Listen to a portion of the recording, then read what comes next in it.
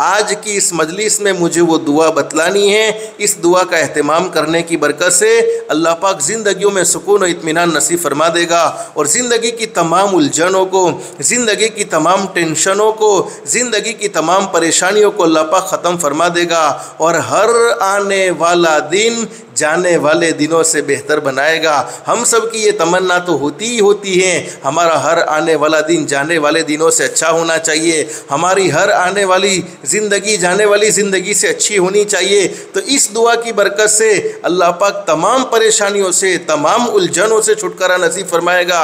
بلکہ حدیث شریف میں لکھا ہے، بخاری شریف میں حدیث موجود ہے، ہمارے نبی حضرت محمد الرسول اللہ صلی اللہ علیہ وسلم نے سب سے زیادہ اپنی زندگی میں کوئی دعا مانگی ہے تو یہی دعا مانگی ہے۔ وہ دعا ہر ایک کو یاد ہے، ربنا آتنا فی الدنیا حسنۃ وفی الآخرۃ حسنۃ وقنا عذاب النار۔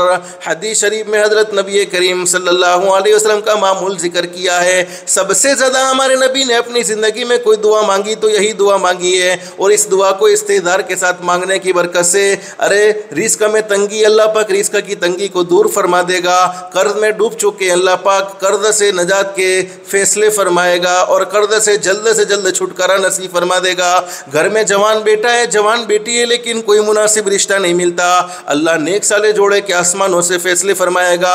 الغرض جتنی ہماری دنیا کی ضرورتیں ہیں، جتنی ہماری آخرت کی ضرورتیں ہیں، تمام کی تمام ضرورتیں اللہ پاک اپنے فضل و کرم سے پوری فرما دے گا۔ اور ماں بہنیں یاد رکھو، دعا مومن کے لیے ہتھیار ہے، دین کا ستون ہے، آسمان و زمین کا نور ہے۔ دعا سے بڑھ کر کوئی پاورفل چیز نہیں ہے، ڈاکٹروں کی دوائیوں میں وہ اثر نہیں ہے جو اثر اللہ پاک نے دعاؤں میں رکھا ہے، تعویذ والے باپوؤں کے تعویذ میں وہ اثر نہیں ہے جو اثر اللہ پاک نے دعاؤں میں رکھا ہے۔ اور اس دعا کو استعدار کے ساتھ مانگنے کی برکت سے، اب دعا کا ترجمہ بھی ذرا سن لیجئے، کتنی پیاری دعا ہمارے نبی نے صحابی کو بتلائی اور ہمارے نبی نے اپنی امت کو بتلائی ہیں۔ ربنا آتنا فی الدنیا حسنہ، اے اللہ تو ہماری دنیا اچھے سے اچھی بنا دیجئے۔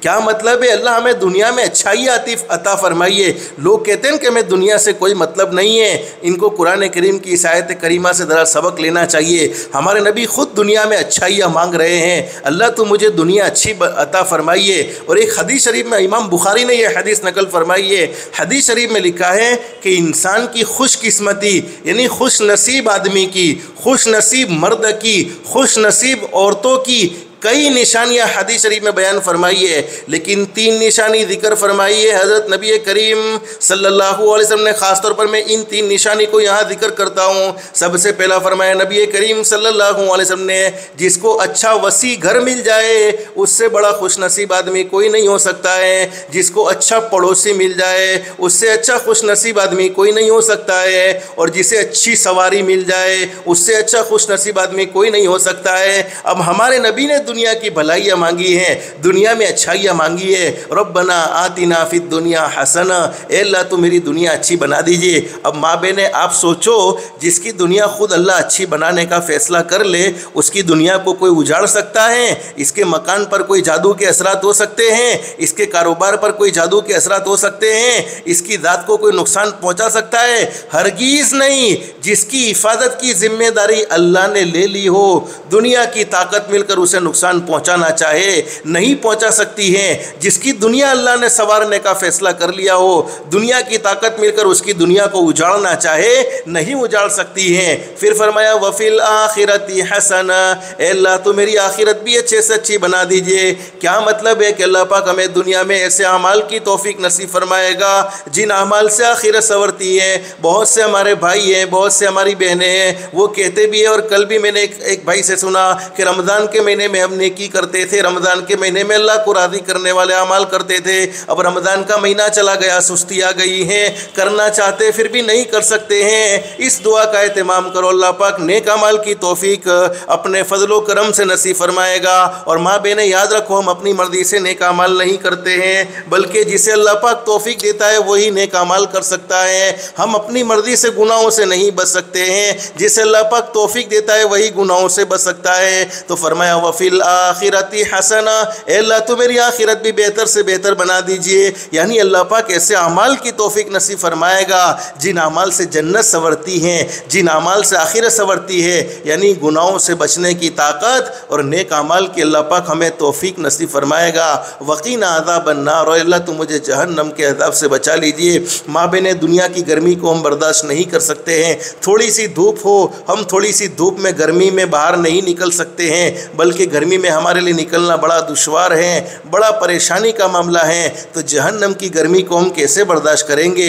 जहन्नम की गर्मी, जहन्नम की आग, हदीस शरीफ में लिखा है कि सुई के नाके के बराबर का हिस्सा जहन्नम की आग का दुनिया में डाल दिया जाए तो उसकी आग से पूरी दुनिया जलकर ख़त्म हो जाए। तो जब दुनिया की गर्मी बर्दाश्त नहीं, जहन्नम की गर्मी कैसे बर्दाश्त होगी? तो इस दुआ को एहतिमाम के साथ पढ़ने की बरकत से अल्लाह पाक ज़िंदगियों में सुकून और इत्मीनान नसीब फरमा देगा। अब माँ बहनें, सवाल ये होता है कि इस दुआ को कितनी मरतबा पढ़ना चाहिए, कितनी मरतबा पढ़ेंगे तो फ़ायदा होगा? डॉक्टरों की दवाइयाँ हम बक़दर ज़रूरत खाते हैं, जैसे हमारी बीमारी जितनी है इतनी ही हम डॉक्टर की दवाई खाते हैं। इसी तरीके से हम जितनी अल्लाह से दुनिया अच्छी बनाना चाहते हैं, जितनी आखिरत अच्छी बनाना चाहते हैं, इतनी दुआ का एहतिमाम करें। दिन में 10 मरतबा पढ़े, हर नमाज के बाद 1-1 मरतबा पढ़ ले, या हर नमाज के बाद 3-3 मरतबा पढ़ ले, या सुबह में एक तस्बीह पढ़ ले, शाम को एक तस्बीह पढ़ ले। और माँ बहनें, याद रखो, हमारे नबी से बढ़कर दुनिया में कोई सच्चा इंसान नहीं। आप अपनी मर्जी से नहीं बोलते थे, आप जो भी बोलते थे अल्लाह की मर्जी से बोलते थे। लेकिन मैं अगर अल्लाह को गवाह बनाकर ये बात कहूँ, कोई अल्लाह का बंदा या कोई अल्लाह की बंदी फुस-फुसे यकीन के साथ लाओ ट्राई तो करें, मौल साहब ने दुआ बतलाई थी ने, पढ़ के तो देखते होता है कि नहीं होता। यानी अल्लाह पर पूरा भरोसा नहीं किया, अभी हमारे नबी की ज़ात पर पूरा भरोसा नहीं किया, कर लेना चाहिए, इसलिए कि हमारे नबी से बढ़कर दुनिया में कोई सच्चा इंसान नहीं हो सकता। लेकिन अगर कोई ट्राई करने के लिए, तजर्बा करने के लिए, आजमाने के लिए भी पढ़ेगा तो अल्लाह पाक उसकी ट्राई को गलत साबित नहीं करेगा। यकीन के साथ पढ़े तो नूरुन अला नूर।